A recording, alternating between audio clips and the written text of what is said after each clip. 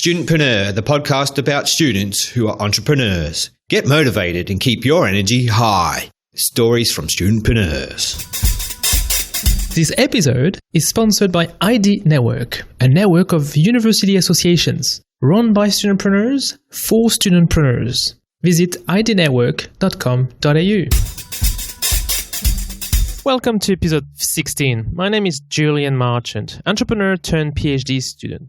Each week, I bring you the best of those individuals who are students and entrepreneurs. I call them studentpreneurs. This week, our studentpreneur is Ulixes Hawili. Ulixes is from the University of Tempa, Florida. He's 19 years old and he's doing a double degree in mathematics and economics. He represents the team's Tembo Education Group in the Hult prize competition. Can you tell us a little bit about yourself, Ulixes? My name is Ulixes Hawili, as you said. I'm 19 years old. Currently, I'm a junior in college. I'm studying mathematics and economics, and I plan to pursue my PhD afterwards. I do consider myself an entrepreneur as well. All right. Can you share with us if you had any entrepreneurial activities before that qualifies you to become an entrepreneur, or if you just started at university?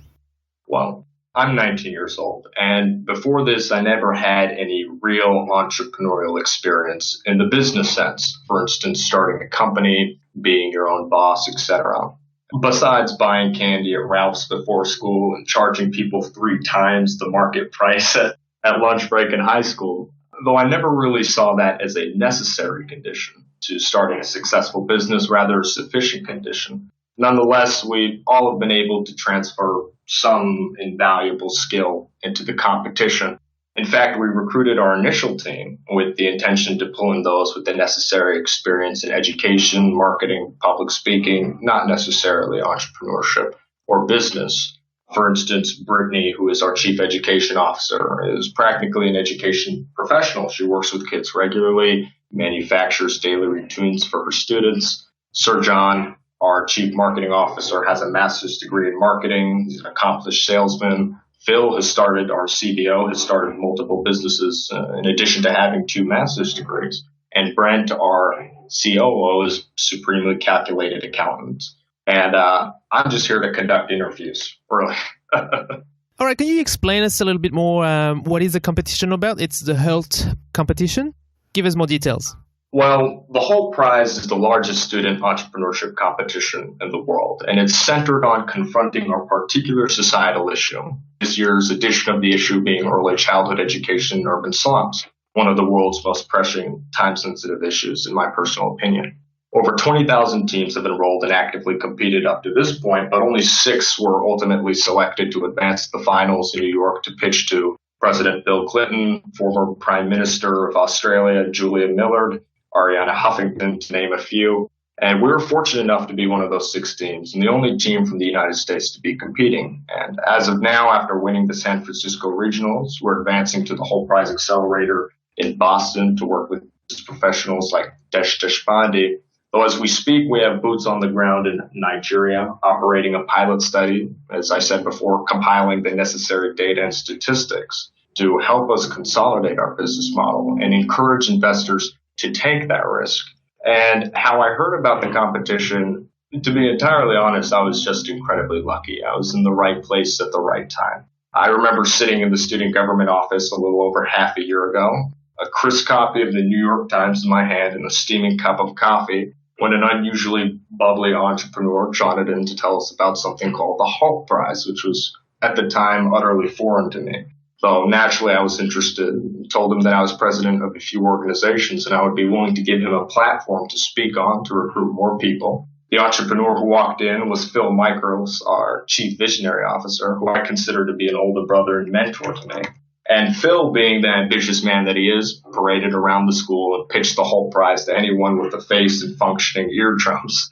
The poor man must have been rejected a million times, but fortunately that was progress. And a few weeks later, we had our first meeting. There were at least 20 people in the room at this point in time. And as the meetings became more frequent, the amount of people in the room was in a state of continual regression. It became smaller every meeting.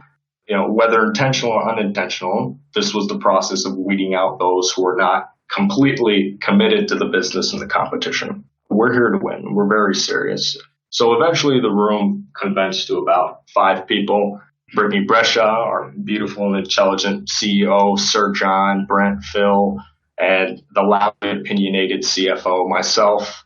I'm incredibly fortunate to be on a team with such intelligent and competent people. Otherwise, we would have never made this far. Well, I've got a couple of questions on what you just said. You said you were president of an organization. Where was it? I'm actually president of 3 organizations. Well, 3? At the time, I get a lot of questions about how I balance the competition in my studies because obviously the competition is very time intensive and we've all had to make tremendous sacrifices to be able to maintain our grades and build a business that can change the world, especially when you're being continually bombarded by exams and extracurricular work.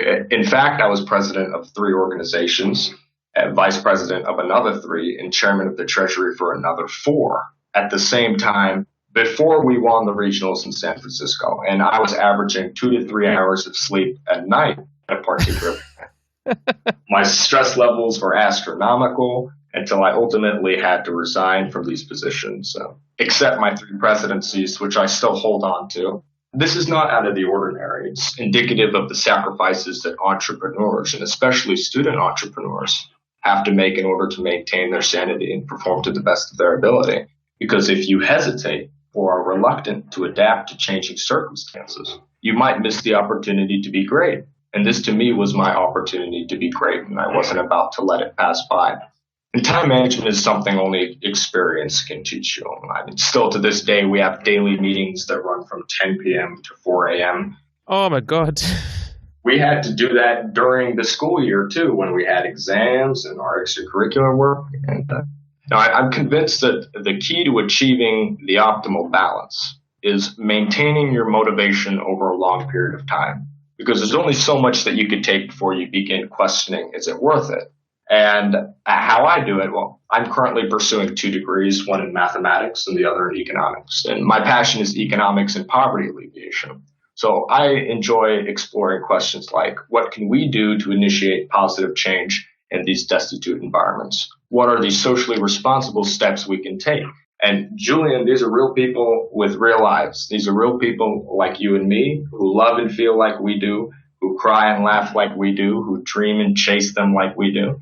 And my personal motivation and what I believe has kept me afloat for over half a year and is still keeping me going strong is having a great opportunity to create a dent in the status quo of sub-Saharan nations and assist in the economic development process in some way. Because this is the kind of entrepreneurship that saves lives and builds nations. It's investments in human capital, which will eventually translate into increased wages, productivity, and even increase entrepreneurship, especially student entrepreneurship. So what you're saying is that, you're using economic terms, but you're also putting a human face on those economic terms, and that's your motivation, really. Yes, sir, absolutely. Because economics to me is a tool to achieving a particular end. Having growth, economic growth, is not an end in and of itself, but pulling people out of poverty so they could feed their children and feed themselves and live decent lives that we all deserve, get good educations is what truly motivates me, and I believe that's what truly motivates the team as well. And what has kept Tembo a powerful competitor in the competition.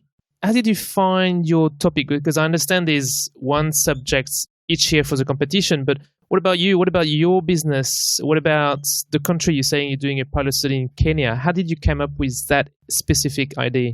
Well, we ultimately decided to work in Nigeria when we took a look at the statistics because obviously there's a very intense brainstorming process that went into all of our decision making.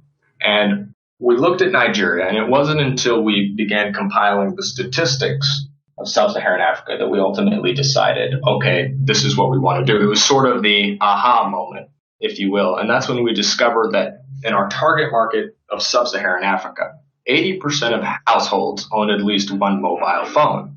So we thought to ourselves, what if we utilize mobile phone technology to disseminate an already existing evidence-based early childhood curriculum at no cost to the consumer? Instead, our revenue streams will be in the form of royalties from telecommunication companies that will partner with us because we're increasing the market share. In Africa, it's not out of the ordinary to see people with dual SIM cards. Here in the United States or in Australia, you have your own telecommunication companies. I don't know about Australia, but here in the United States, we have Verizon and AT&T, and it's very, very difficult to ditch these contracts. So they have their own method of maintaining their market share because ditching a contract is fairly expensive.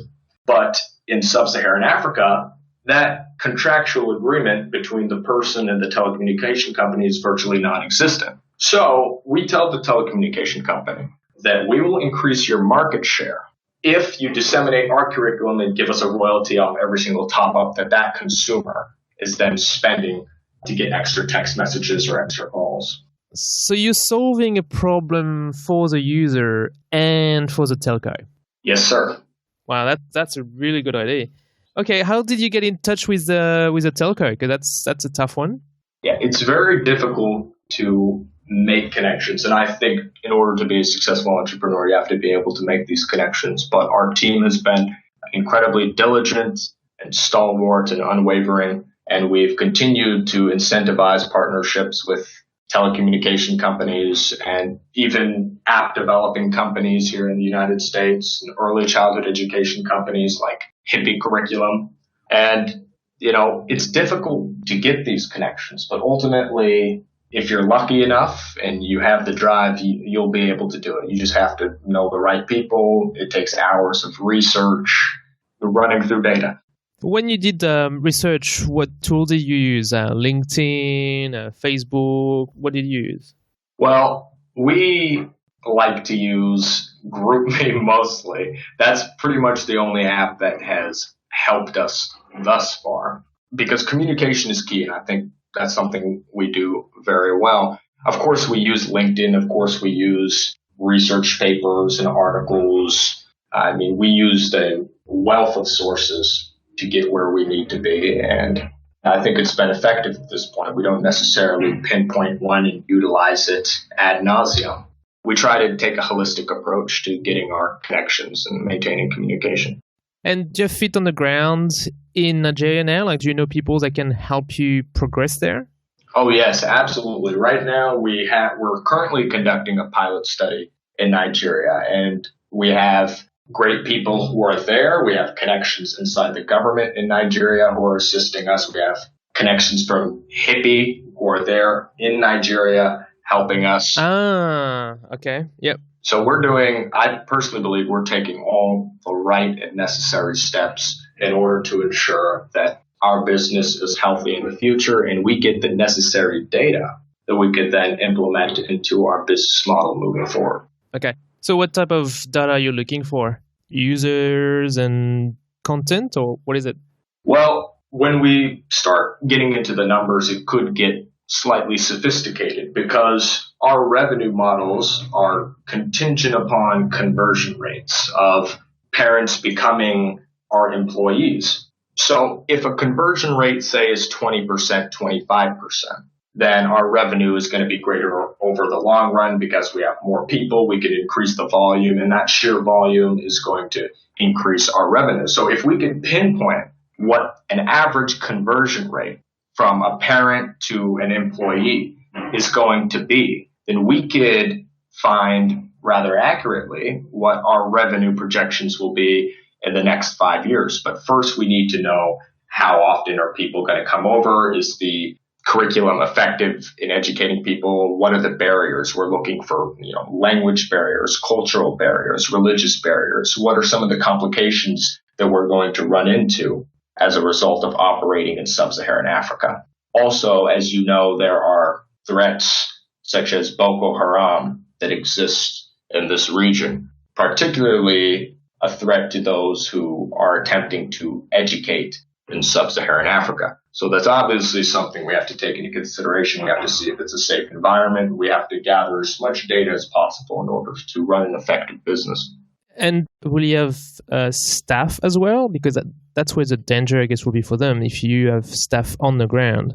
Yes, and this is something that we've discussed at length, and it's not something that we take lightly. We are very concerned with the safety of our employees. However, we don't think that that is going to stifle any progress that we could potentially make.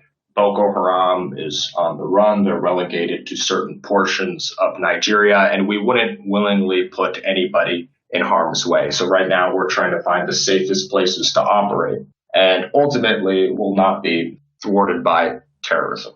Just one question, Ulysses. Why do you say the parents become employees when they convert to your product? Aren't they just users? Well, they could be both. And that's the great thing about our idea, because I think that it's going to assist in economic development. And this is where my expertise comes in, because it's going to result in increased wages. A lot of these women are earning $1.25 a day. They're trying to find a new means to live. And if they were to be our employees, we could pull their wages easily above $2 a day, which lifts them out of absolute poverty, which is middle class for them, because middle class is relative, contingent upon other economic variables. So we could pull people into the middle class, help increase spending and the economy, and that could ultimately, in the long run, result in more economic or more rapid economic development. But what would those women do? Well, what they do is they go door to door and they role play with parents. We call them home visitors. So the home visitor will go and role play with the parent our curriculum. And then the parent will teach that curriculum to the child for 15 minutes a day. Because what we are attempting to focus on is that parent-child interaction. I mean, 70% of your vocabulary is developed from interaction with your parents. So we see it as very important to get the parent involved in the education process, and that's what we're attempting to do. And if simultaneously we're able to get that parent to become a home visitor and assist in disseminating our curriculum and making it more widespread and increasing our volume in the market, then I think that's what we need to do. So we're trying to discover this conversion rate so we could make accurate financial projections for investors. Wow. Well, it sounds very interesting business. So you guys are all from different background, and you recruited them for their different background. How do you learn together, and how do you work together? Because it's always hard to work with people with different background. Absolutely. I think, when you put a bunch of smart people in one room, very bright, opinionated minds, there's going to be clashes. But, we got along swimmingly. I mean, and up to this point, it's proven to be the case, because even though we are different personalities and we have different areas of expertise, we're able to appreciate the value that the other person adds to the team. Because where one person has a strength, the other person has a weakness. And so we compensate for one another's weaknesses. And ultimately, I think that has resulted in a climate where we appreciate one another and respect the role that we play in the machine. Do you have an example to share, if you remember? An example of a disagreement? Yes, and how you turn it into something positive. Well, I would say an example of one of our tough times would be perhaps where we almost weren't able to acquire the funding we needed to get to the San Francisco regionals, which would have immediately disqualified us from the competition. Obviously, we disagreed on the route that we ought to take, and deadlines were closing in, and we were about to enter panic mode because the School of Mathematics decided that they wouldn't provide me funding because I was an economics major as well as a mathematics major, which makes little sense to me, but I digress. We eventually got our funding from somewhere else and have yet to face a challenge that we can't surmount. And I think it's important for young entrepreneurs to know that when you have a team, you're going to occasionally butt heads, and that's natural. It's all part of the process. But being able to surmount those obstacles that are a result of disagreement will definitely pay off. Talking about the Faculty of Economics not willing to fund you, do you find you have a supportive environment at university? Do you have lecturers, professors, or the faculty that is helping you through that competition?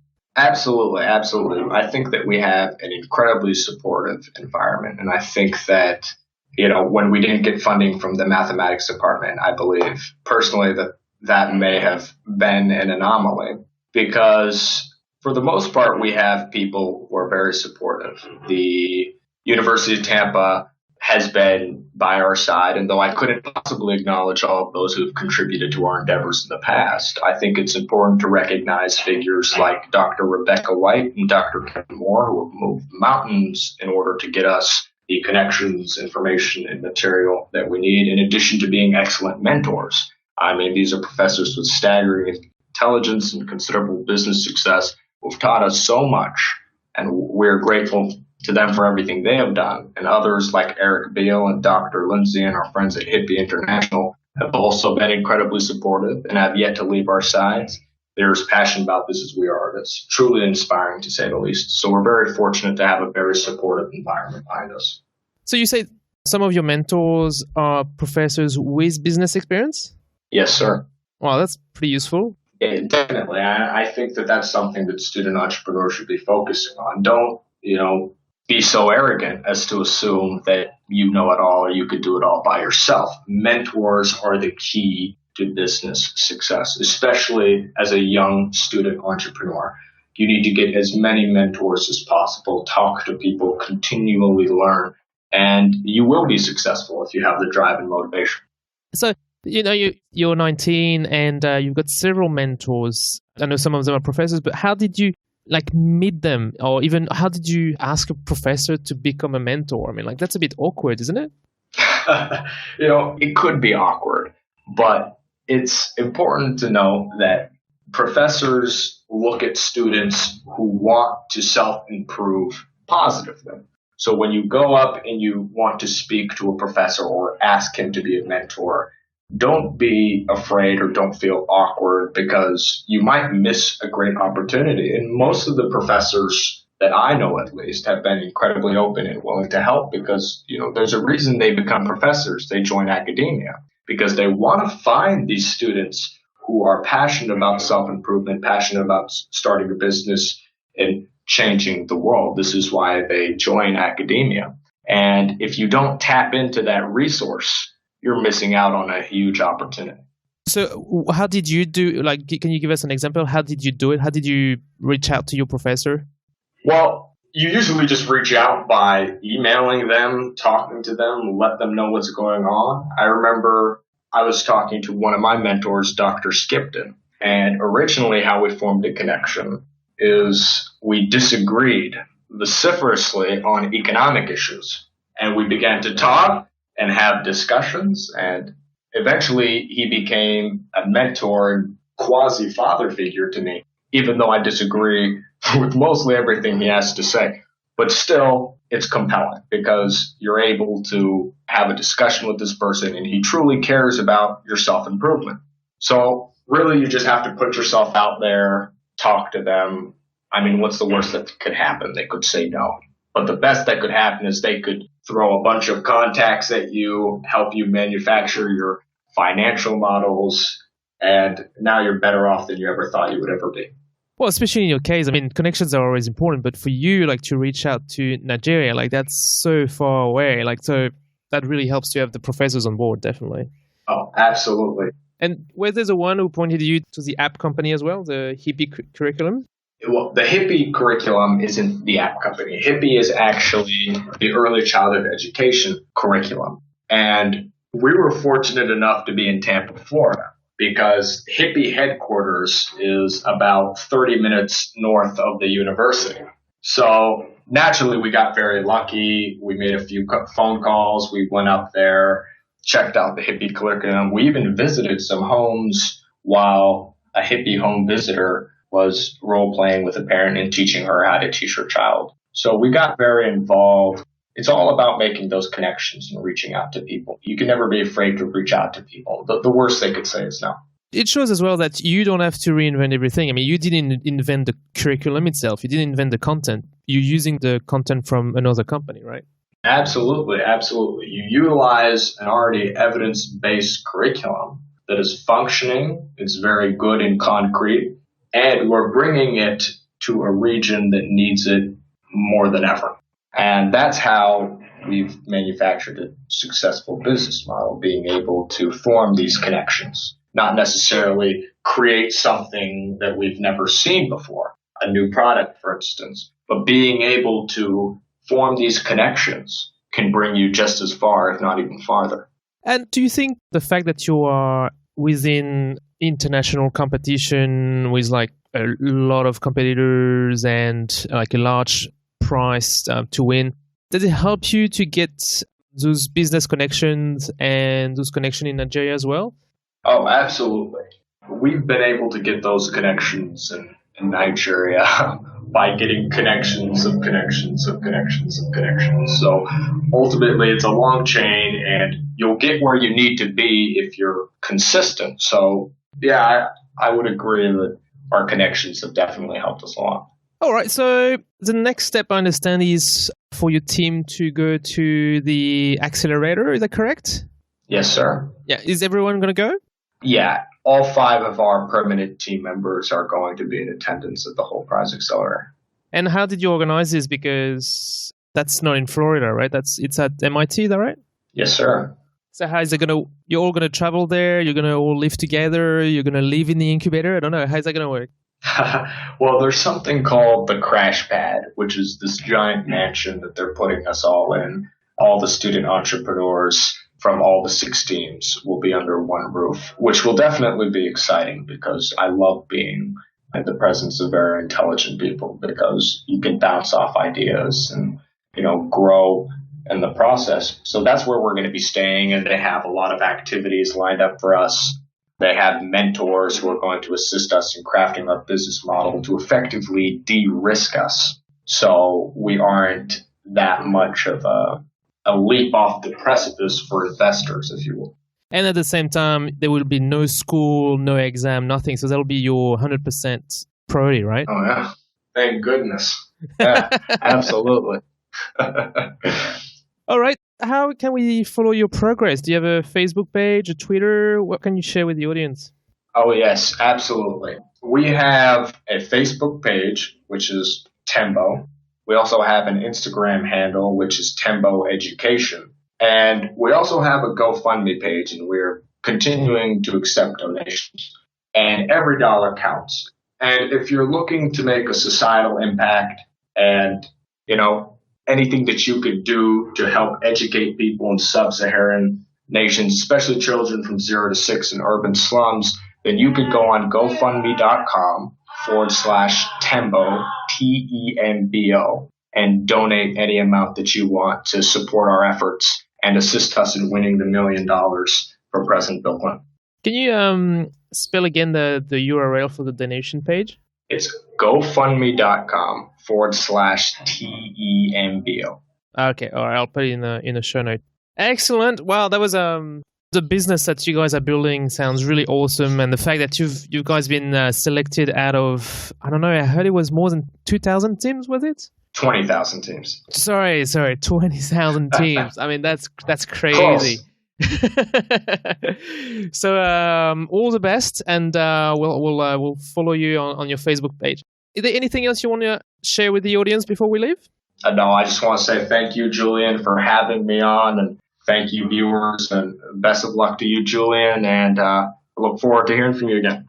All right, thank you very much. See you, Ulysses. Thank you, sir. Each studentpreneur story is different, and what works for some people doesn't for others. I'd like to point out a few things in Ulixes Hawili's journeys that are similar to the studentpreneurs I studied in my research. Ulysses gives us a great example on how building a business can make the connections between what you learn in class, such as economics for him, and the real world. And for him, that's improving education in sub-Saharan regions of Africa. Once again, mentors are the enabler. Ulysses mentioned a lot of professors as mentors, and it reminds us all that professors are happy to help you, especially if you put yourself out there wanting to improve yourself. Finally, none of it would have been possible for Ulysses and his team if he hadn't attended that presentation about the Hult competition. So be curious and check out the non-curriculum presentation activities on campus. Thank you so much, everyone, for listening again to this episode. If you enjoyed this podcast, please review us on iTunes with 5 stars and like the StudentPreneur Podcast Facebook page. Catch the next episode of StudentPreneur on Wednesday next week. Meanwhile, keep breaking the stereotype and the mindset.